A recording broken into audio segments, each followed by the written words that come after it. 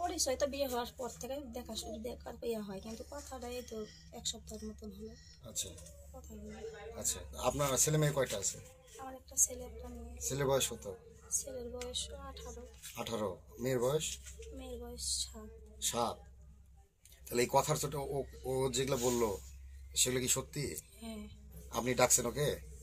আমি ডাকিনি, আমি ফোন ও দিছে, তখন আমি আবার ফোন দিছি, আমি মানা করেছি যে ভাই আসিস না, এই জায়গাতে আসিস না, আসলে সমস্যা হবে, আসিস না ভাই। তখন বলছে না ভাবি আমি যাবো, আমি যাচ্ছি, আমি যে না ভাই তুই আইস না, এরকম করে কথা বলেছেন। ফোন কাটা দেওয়া সারা আমি আসাও সারা। তারপরে আমার স্বামী আবার আসিছে, মানে 1-2 মিনিটের ব্যবধানের ভিতর এরকম হয়ে গেছে। আমার তো জ্বরে গাও কাঁপছে, আমি তো এরকম না, আমার স্বামী আমাকে ধরে মারলো। তখন আমার মারা দেখে উনি আবার আসলো, আসে ওকে ধরেছে যে মারো না, যে কোনো একটা ফাইসালা করা হোক। তখন আমি তাও বলেছি আমি ভুল করে ফেলছি, আমাকে এরকম করো না, শুনবে না। এখন আপনি কি চাচ্ছেন এখন? এখন আমি যাচ্ছি এনার সাথে যাবো। এনার সাথে যাবেন? হ্যাঁ, এই তো আপনার চেয়ে বয়স অনেক ছোট। ছোট হলে কিছু করার নেই। আপনার বয়স কত এখন?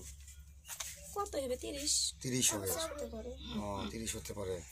আচ্ছা, এর আগেও কি আপনার সাথে সম্পর্ক ছিল? না না। আজকে এই প্রথম? হ্যাঁ। শারীরিক সম্পর্ক ছিল না কি? না না আজকে এই কালকেই প্রথম হয়েছে? না, হয়নি।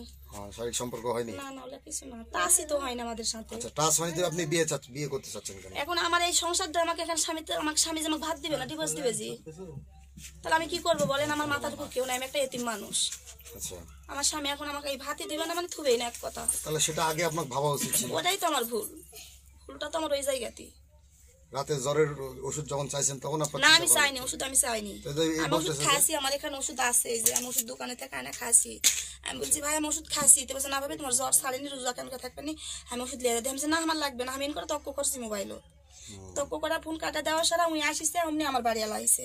আমার কথা বলার কেউ সুযোগই দেয়নি, আমার কোনো কথা বলার সুযোগ দেয়নি।